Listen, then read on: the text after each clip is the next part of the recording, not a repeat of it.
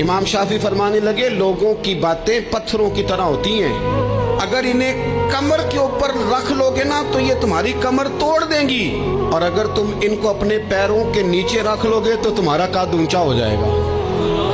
बस दुनिया में वो लोग परेशान होते हैं जो लोगों की बातों को कंधों पर सवार कर लेते हैं, जो पैरों के नीचे रखे।